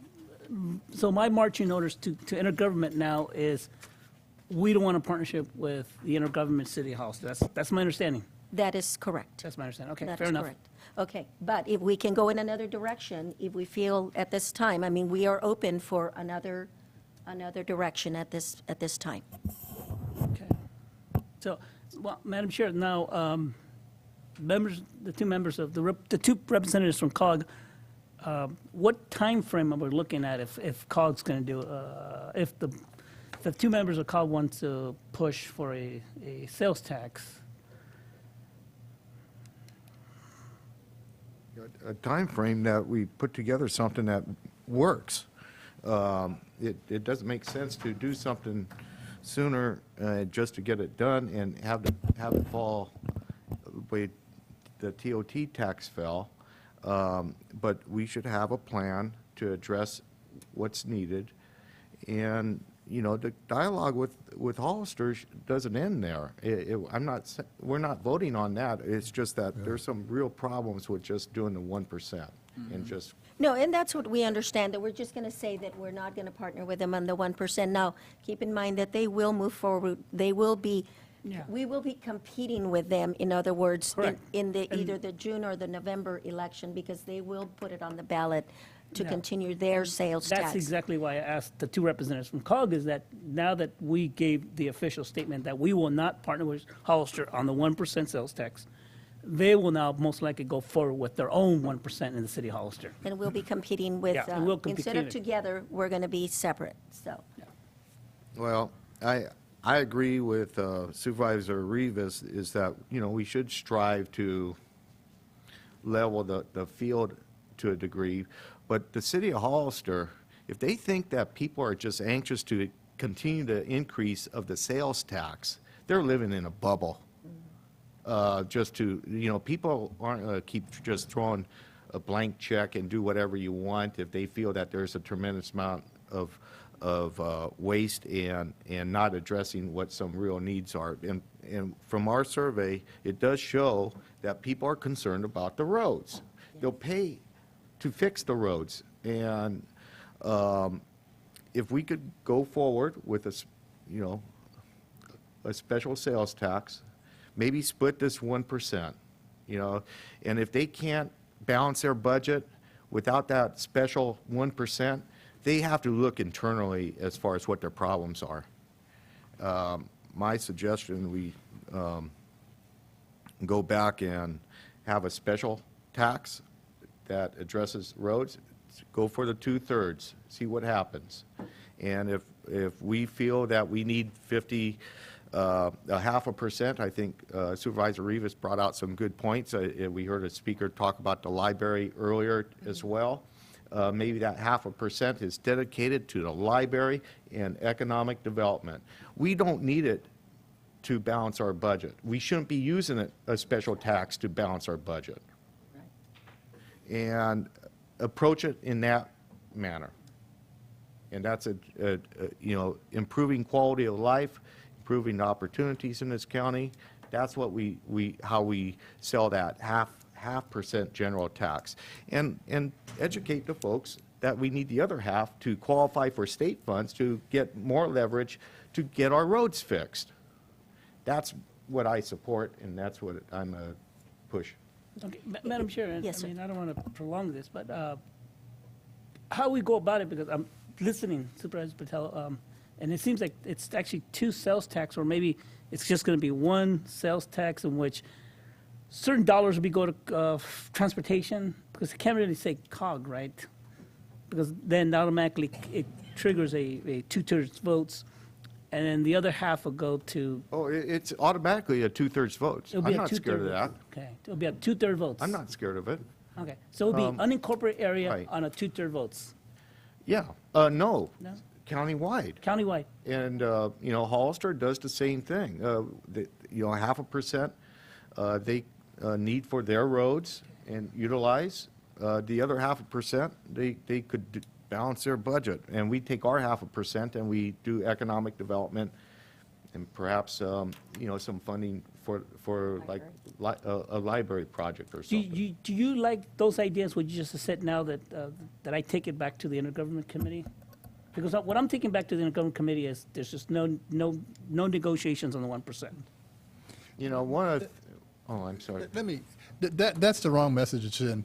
There was another agency that the county was trying to work between two different agencies, and one agency said, no, we're not interested. And that's not really what they were saying, and I don't think that's really what we're saying here. So that would be the wrong message Okay. to go back to the intergovernment Okay. with. My issue for not being able to support the way the motion was stated was we were committing the city of Hollister to do something that they didn't say they were committed to. Now, maybe a couple members did, but the council did not say they were committed to doing. So I couldn't support that motion. So if we go back to the intergovernment, if the city of Hollister council made the commitment to rescind their sales tax in the initiative, then I might be able to support it a little bit better. Okay. But I think there's too many questions at this date to be able to support it. Okay. And it is very confusing. I mean, Okay, so again, Mr. Richmond was Ms. very Madam- right. Madam We Chair- need to vet this out a little Okay. bit better before we. Madam Chair, for the Yes. time being, it's a no for the time being, and further review needs to be considered. Okay. Yeah, Okay. we are running out of time if we're going to do anything at all. But I want to just say that your concerns were actually addressed on the motion, because this motion was only going to happen and move forward if the city they would have to take a vote that they would revoke their sales tax. So that was in the motion. Your No, I concern. understand Yeah. that, but again, we're putting words into their mouth. Yeah, We're right. painting He's right. them He's into a right. corner. He's We're right. painting them into a corner that they may not. You want to hear, Madam Chair, Supervisor Moses, you want to hear the city council make an official position and submit the document to the board of supervisors this way. Okay, that's fair. That's fair. And I don't know who's, I mean, if we're the lead agency, we should be taking the first step in how we're going to move forward, not the city of Hollister. And that's why that motion was stated as it was, so that the city of Hollister would know that we expect them to do that before we commit to going out for a sales tax. So Supervisor Batella. You know, and there's another option out there. I'm going to just throw it out there because I just thought of it. And sometimes I have good thoughts, bad thoughts, take it for what it's worth, but you can always have a special election, you know, and this be a standalone issue. I don't know what the success rates are on that, and Supervisor Rivas probably knows better than I know if that works. But I think, again, the emphasis we need to know why we are asking the voters for this and what they get in return. And if we don't have that message perfectly clarified, I know I would vote no. All right. Do we want to present a motion for any of the other options before we leave today? Or do we come back and mull over it again? And like I said, time is of the essence if we're going to do anything at all. Well, Madam Chair, I'm not sure if it would have the support, but I would support and encourage the board to move forward on option 4, which is an unincorporated measure. I believe that, as the notes, as the handout states, it offers more flexibility for the cities and for COG. And I think that is the easiest way to move forward from our perspective in trying to achieve a level playing field from our tax base, and certainly trying to generate the revenue we need to improve the level of activities and services that we want to offer, whether it be in economic development, whether it be transportation, but certainly going just for a general tax in the unincorporated areas, to me, makes the most sense at this point. Okay. Is that a motion? It can be a motion, so. Okay. Yeah. Okay, we will take that as a motion for option number 4. Let me, Well, I'll let's- second You're that. second for the sake of for discussion? Sake of discussion. Okay, there's a motion and a second for option number 4. My In discussion now, Supervisor Botello has the floor, and then we'll go to you. So my understanding, and to the maker of the motion, is that what would go on the ballot is a 0.5% general tax? 1%. Or special tax? I would imagine we would want to pursue the 1%, 1% general tax. general tax, right. And then there would be really, how would we qualify as a special help county? Is that you would hope that COG would run a or $0.25 sales tax separate on top of the 1%? Well, I think that's the idea, right? With this option 4, is they would have the flexibility to Go out. pursue their options. Just for clarity, so if we did a 1% unincorporated, it would only affect our unincorporated area, so COG would have the availability to do a quarter, a half, because as you can see in what the rates would be adjusted, our general tax in that unincorporated area, if we did 1%, would make our 7.5, 8. Let's say, and everyone else would stay the same, where they are today. So San Juan Bautista would be 8.25, and currently Hollister is 8.5. They wouldn't move. Now let's add on what you're concerned about, Supervisor Botello, the self-help county transportation. If we added a 0.5% for that, because they can do, it's more flexible, then that would affect all 3 of us. So then everyone's would go up by that half. So now we, who just bumped to 8.5, would become 9 for the unincorporated area, depending on what we did. San Juan Bautista would be 8.75 because they were affected by COGS, Right. but not the counties. And Hollister would be at 9. 9. Right, 9. Following? I can say it again. I know the point is that our unincorporated would only affect our rate in the unincorporated area. If COG went after that as a separate measure, then theirs would affect all of us, all three of us. Yeah, so, If I had a whiteboard, I'd draw it. so essentially, you could have 3 potential measures, Correct. all 3 in June?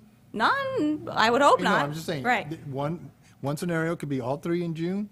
You could have 2 in June, 1 in November. You could have 1 in June, 2 in November. So in the year 2016, you have the potential of throwing out 3 measures to the voters, but essentially most of the voters would only be voting on 2 of them. Right. Well, 3, because the city hall would do it on their own. Yes. It's city hall. But it would affect Yeah, but their they wouldn't city be only. voting on the City voters. unincorporated one. No, They would be voting on the City of Hollister one Yeah, you're right. and COG. Yeah, you're right. San Juan would only be voting on COG. The county would be, the unincorporated area would be voting on the unincorporated one and COGS. Yeah. So everyone would do 2 then, you're right, yeah. Well, except San Juan. Okay, but Sarah, for clarification, if we went with this vote, and it would be 1%, but then COG would only have the opportunity to do 0.25%. Yeah. That is correct, right? I don't think do it. so, because if the unincorporated did 1%, is what you're saying, yes. And then COG would have the opportunity, They could still do a half. yeah, they could Yeah, still they do a can half. But then that would put everybody, the city at 9%, and the San Juan at 9%. 9%. Or and- 8.75. And actually San Benito County at 9% Yeah. as well. San Juan would be 8.75, because it was just a half, because they're at 8.25 now. Yeah. And then Hollister would eventually go back down to 8 unless they got back up to 9. So Right. between 8 and And 9. the unincorporated would be, if we pass the 1 and they pass the half, we would be at 9%. Yes. Okay. Yes. Just wanted to make sure that we're clear on that one.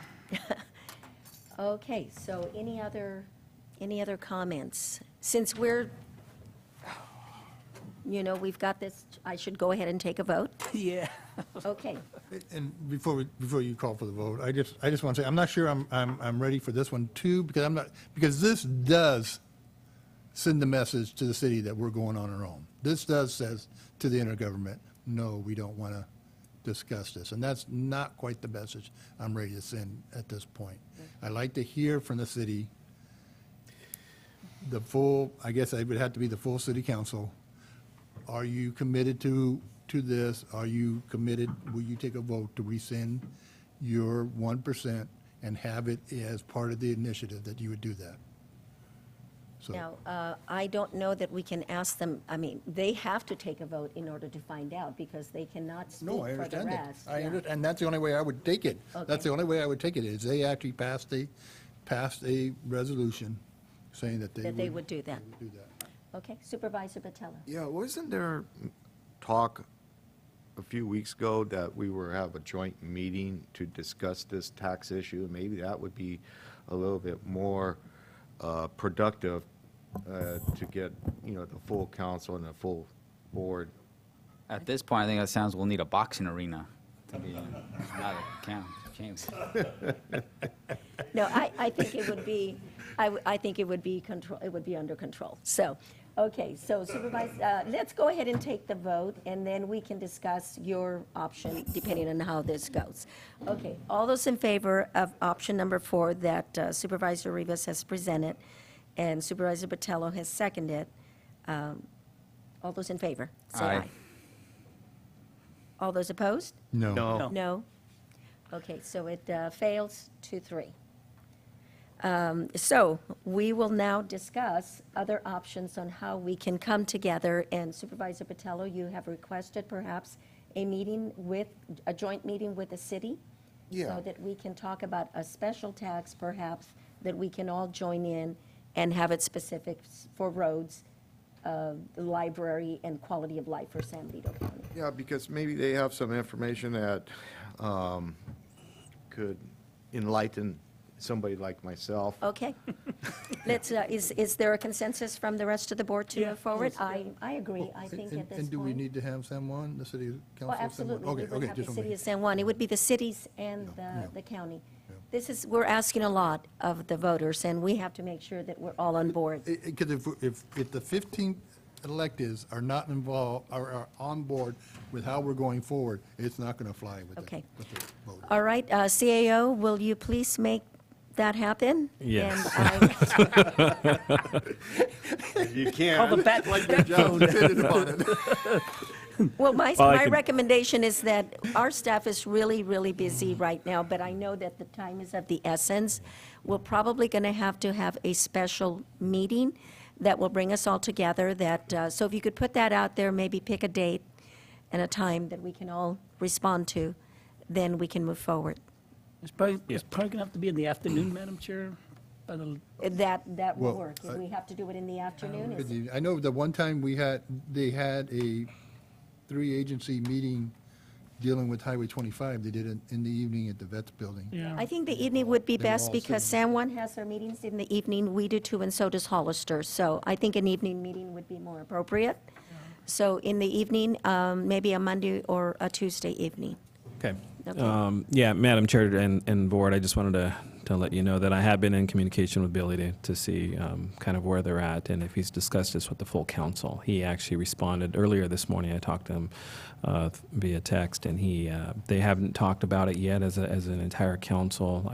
I requested more feedback from him if he was planning on meeting with them. I haven't received a response yet. So, but in any case, I'll go ahead and move forward with that. I got marching orders and do my best to make it happen. Okay. If and they were at maybe the when we- MGM, then it might happen. No. just- Okay. Yeah, now, I think one of the things that we probably need to give our CAO direction on is give him some potential dates so that at least he knows that the 5 of us are on board. So I'm looking at my calendar. We do have but it's too early to make it happen on the 26th of May, I believe, when we have our Board of Super, or is it? That is a week from now. Yeah, today. so on the 26th, we are actually meeting, and maybe we might be able to do something in the afternoon. I can, if that's available to the board, because we're going to be here for a special board meeting in the morning. That session should only last till about noon. We can do an afternoon session that afternoon if they're available, or in the evening Yeah, time. because there are two councils that meet in the evening, and so I want to make sure that's the majority. Yeah. To accommodate them. Okay. For us, it'll probably be easy to meet in the morning, but maybe not for them, so. So if the board is willing, that afternoon, I can go ahead and take a stab at that from 1:30 or thereabouts, all the way through the afternoon, evening time, if you can reserve that, and then I'll find out from both Well, I was councils. thinking maybe about 5 o'clock, Madam Chair. Start at 5. We can do that as well. Is 5 o'clock okay? Either on the 26th or on maybe offer a different day of the week, and that would be Wednesday, the 3rd? Would Yeah. that be okay as well? Yeah. At 5 o'clock? Yeah. Okay. Okay. What day, Madam Chair? We'll shoot for the 26th, which is short notice. Okay. Or the 3rd, which is out 2 weeks Okay. out, 26th or 3rd. at Okay. 5 PM. Oh, my God, June? Wow. Okay. Okay? All right, we're all Sounds okay good. without those dates? All right. We're going to take a short break, and then we'll come back and discuss the next items on the regular agenda. Thank you.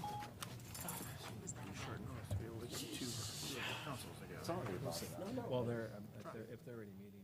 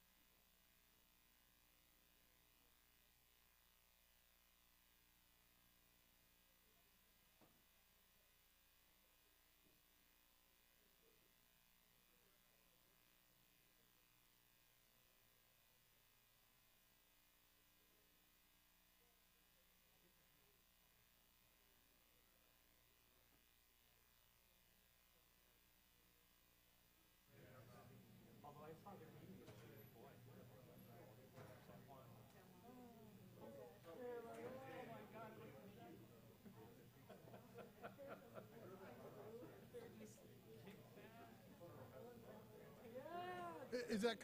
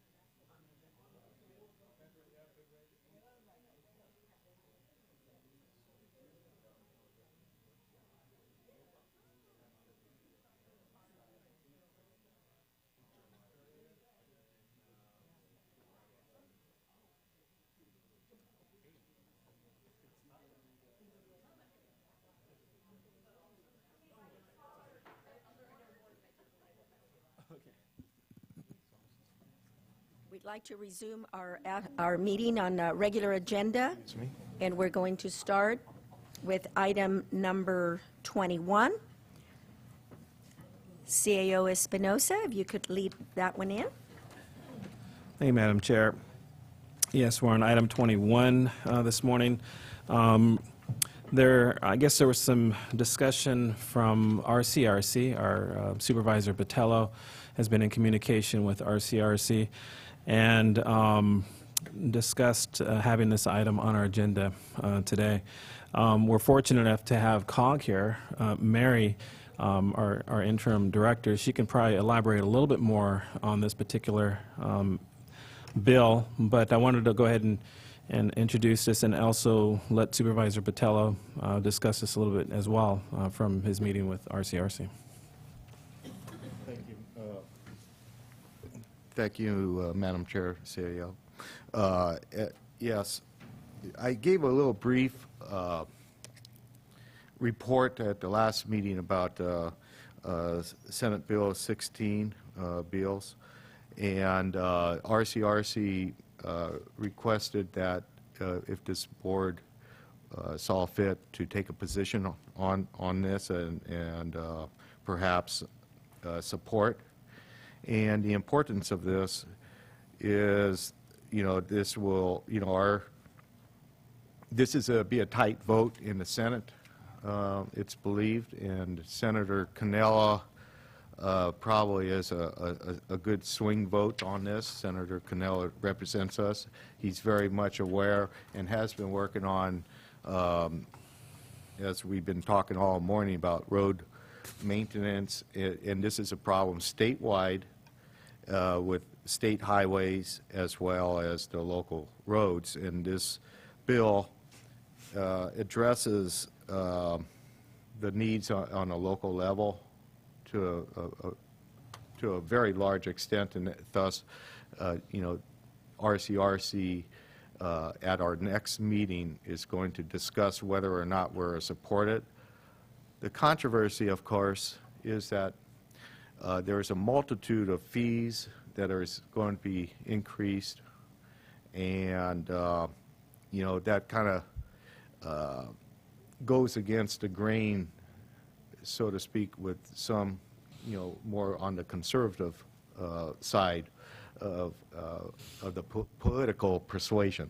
And so it's not going to be easy. It's not going to be easy for Senator Cannella to support in the fact that it's a revenue increasing type of bill, tax increases, fee increases.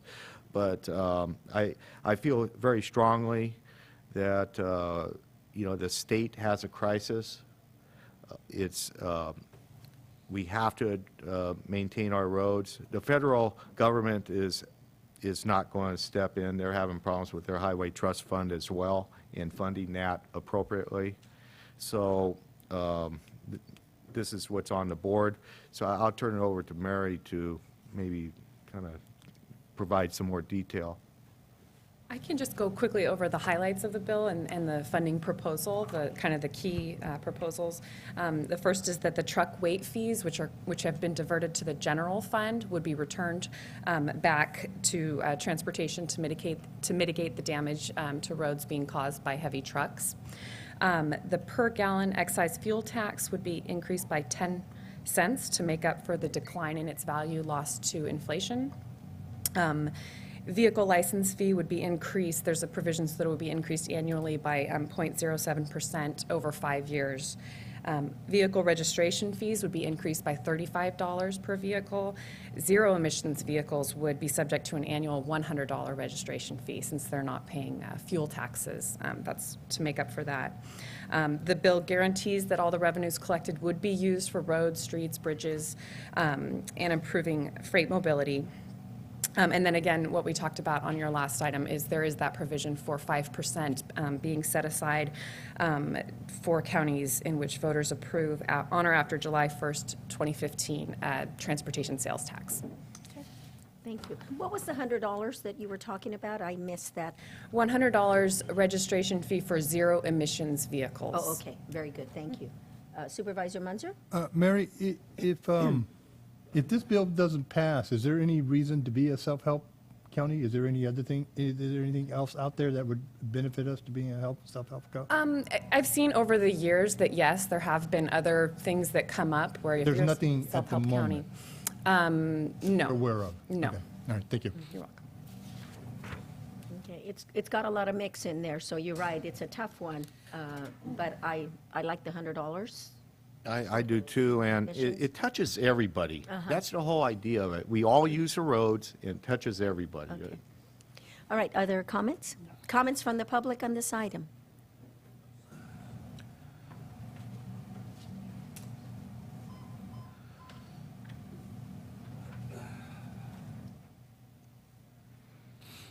Marty Rich from Hollister. Quickly, I have no real position on the bill because, like most of these bills, there's so many trade-offs about where the money goes and where the money comes from. It's very hard to keep track of.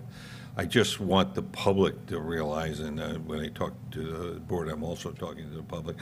That's why I'm here. When the public realizes we're never going anywhere in this state with roads until we reduce the cost of doing what we do with roads. We're the most expensive in the state by far. We're most expensive in overhead. Caltrans has an enormous overhead cost just to maintain their headquarters and all the people who work in their headquarters. We're most expensive on the per mile for a new road. We're most expensive to maintain any road. And basically what the attitude of the state's been is we'll just pile the cost on and somehow you come up with the money. For the same exact amount of money we spent, we should be getting twice what we're getting. That's my problem. It's not what we spend. I'm always willing to spend money on value. I buy nice stuff because I think that lasts. So I'm driving a 13-year-old car because I go for value. And the problem we're having in this state is for Caltrans operations specifically, not local roads, is that we're not getting our money's worth. Okay, we're paying an enormous amount of mile to repair our roads. We're paying an enormous amount of mile to put in roads, and it's just out of thing. We're the worst in the nation, and the highest cost, and we got the highest gas taxes, except for the state of Pennsylvania, and they're well known for their potholes. They're famous for their potholes in Pennsylvania. I once lost a Volkswagen in a pothole in Pennsylvania. So thank you for your time. Thank you, Marty. Okay, any other comments from the public?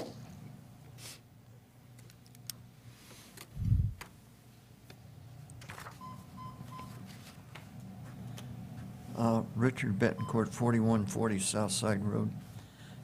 My only comment is the bikes, I think the bikes should pay a small fee because they're running up and down the sides of our roads. And that's my only comment. Thank you, Richard. Any other comments from the public?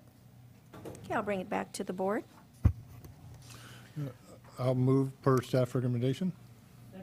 Okay, there's a motion and a second. Any further discussion? All those in favor? Aye. Opposed? Motion passes 5-0. Okay, item number 22, CAO. Thank you, Madam Chair. Yes, we're on item number 22. This is coming out of our Public Works Department. We have Joe Hordle here to discuss this with your board and the public, and this is in reference to the Hospital Road Bridge project, and this particular item is going to be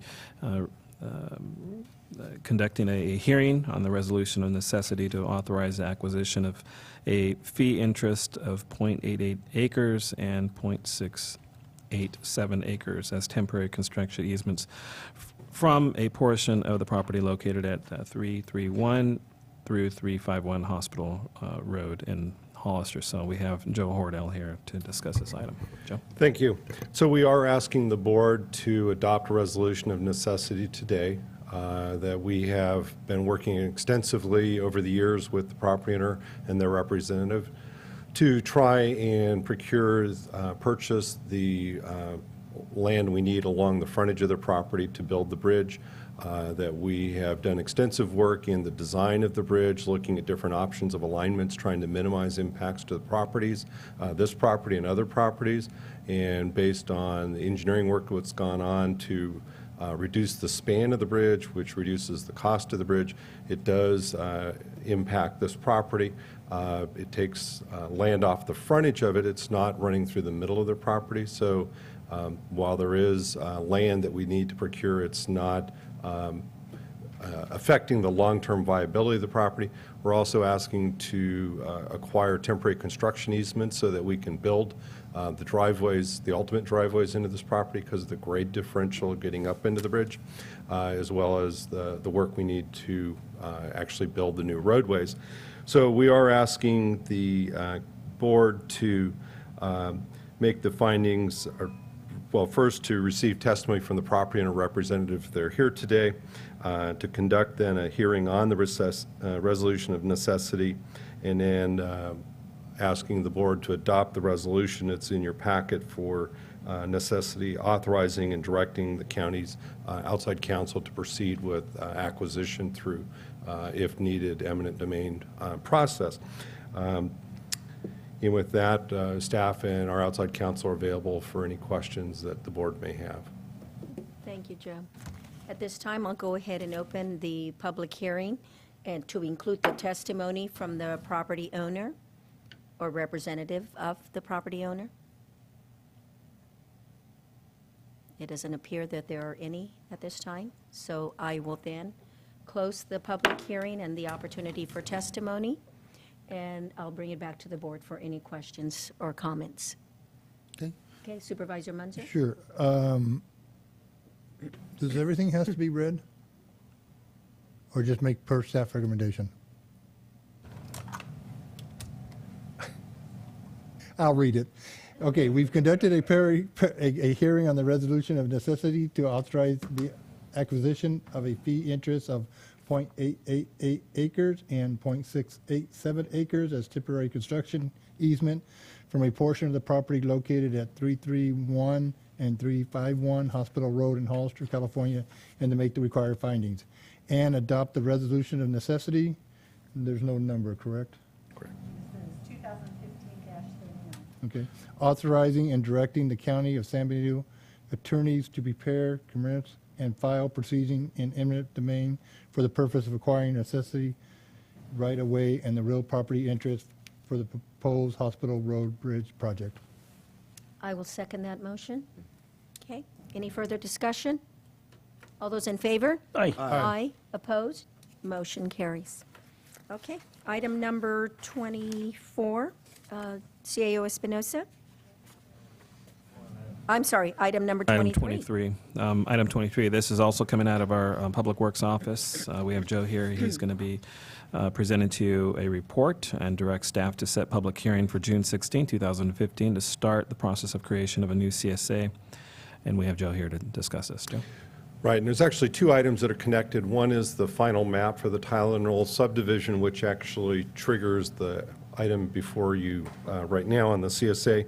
The board, as we noted in staff report, has a policy direction to not create new CSAs, and staff has been pursuing that on new residential subdivisions. In this case, we do think annexing into the Richmark CSA 9 is the appropriate action to take. So we're asking the board to adopt a resolution so we can initiate through LAFCO. County needs to be the applicant, that we would pursue that. We have already received from the property owner their agreement that they would go through and support the vote that would need to happen later on. And they've already worked with the Ridgemark HOA to join into that HOA just as an added insurance policy. So we are asking the board to adopt the resolution. Okay, thank you, Joe. Oh, I'm sorry. We'll open it up to public comment. Oh, I'm sorry, the report. I'm sorry. One more? No, I'm sorry. I stated adopting resolution is that we would come back with the actual actions for LAFCO, but it's concurring with staff's recommendation or the direction we're taking to merge this in with Ridgemark. Okay. Sorry for that confusion. No, that's okay. All right, I'll open it up for public comment.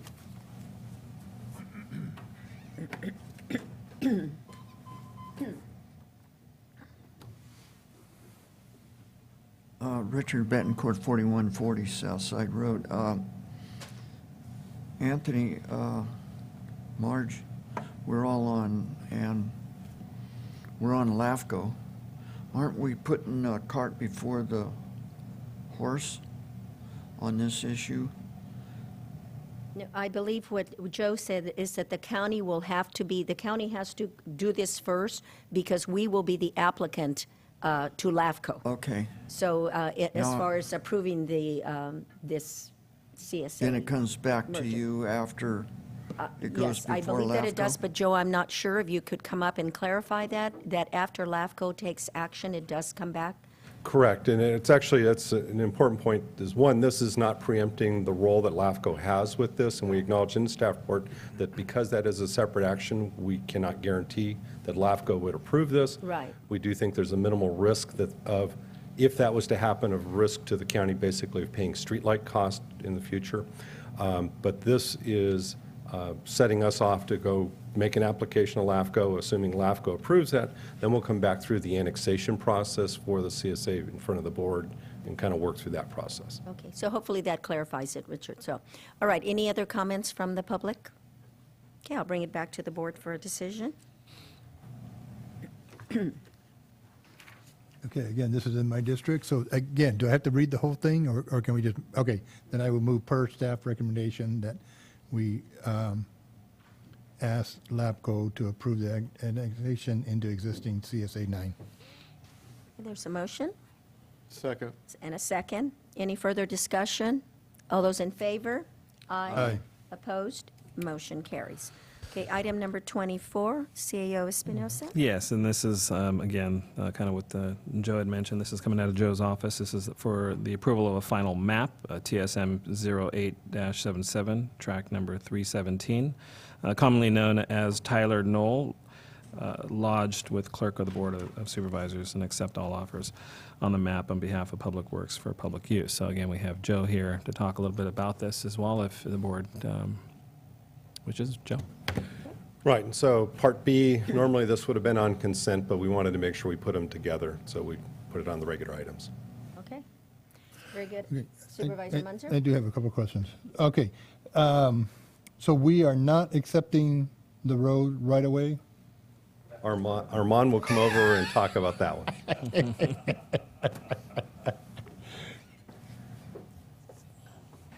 Good morning.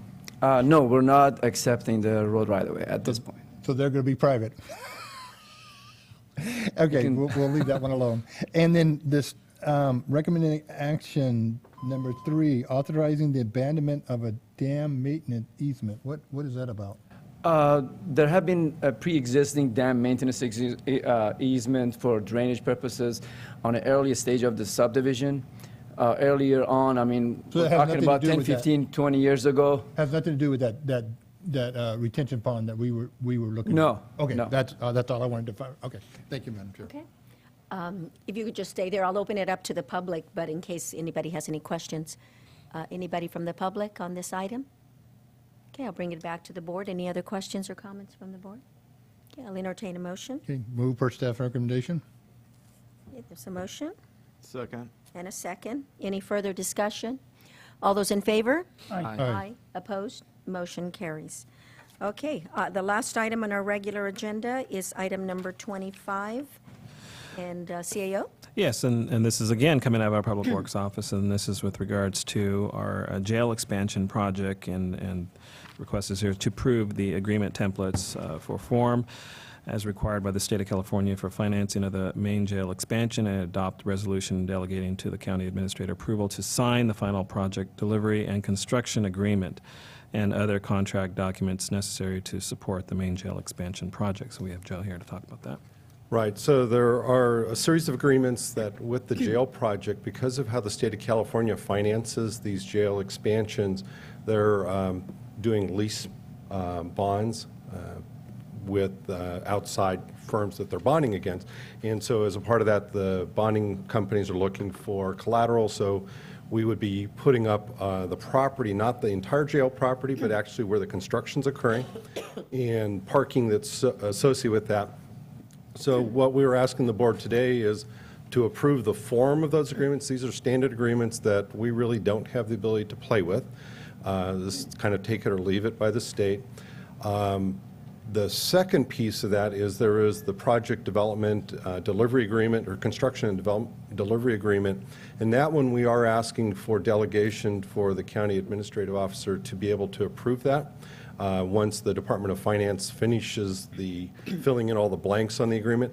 And that's the agreement where we commit to going through and building the jail if it is funded, that we agreed to go through and maintain the jail. So it's the whole pieces that go along with that. So that one is time critical because our schedule with the Department of Finance and ultimately getting this out to bid is contingent on that getting back to Department of Finance. We do have a little bit of chicken and egg going on with Department of Finance on the lease agreements right now. So that's why we're asking for approval of form. We will be back to you.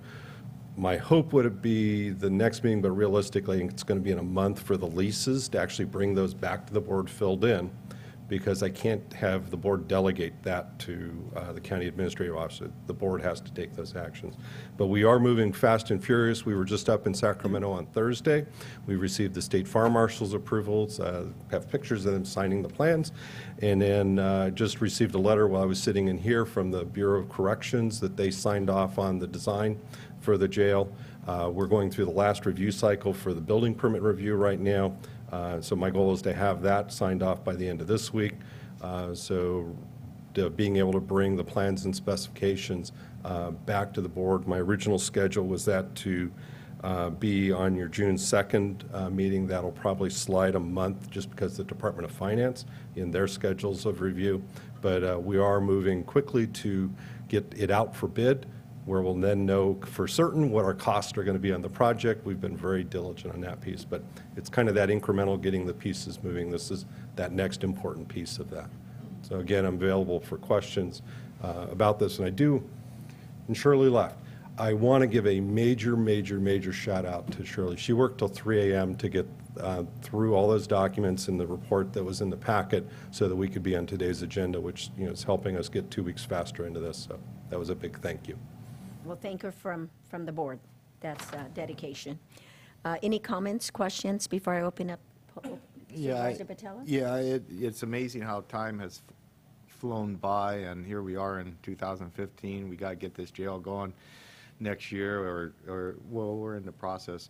How has the last time I understood, the reimbursement from the state for costs has changed? It wasn't 90 days, now it's 30 days, or how's that flow now that we're in the process of doing all this work Right. So actually, one of the things I was doing when I was up in Sacramento was talking with the Department of Finance staff and with the corrections staff about how our reimbursements will work. And so actually, they marked up my schedule of kind of getting in dates. And so once we do the notice to proceed, which originally I had set for September 25th, it'll probably move to end of October, is when we'll start doing our first billing back to the state. And so they're expecting a big invoice from us at that point. But they sent me an email this morning of the kind of step-by-steps of what we need to do. As I had explained to them, our problems with dealing with Caltrans and billing on projects, and we didn't want to replicate that. We actually wanted to be really in front of it. So they're helping us make sure that we're on top of that. So all the costs we've been incurring that are reimbursable, we would be putting back to them in that realistically November timeframe. Okay, great. And your office is? So we would be on point for that. And we're already talking, the sheriff's office was recognizing they need to make sure, just like with my staff and other staff in the county, of all the time we're spending on the project, that making sure we're accounting for that, because that's part of our local match that's going into the project. And that we want to make sure that needs to be accounted for so we can claim it as local match. Okay, great, because I think that's a real important facet of, on our end to keep up with. Right.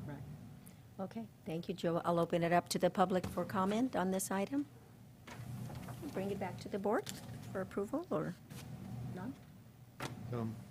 I'll make a motion to approve 2015-40. Okay, I will second.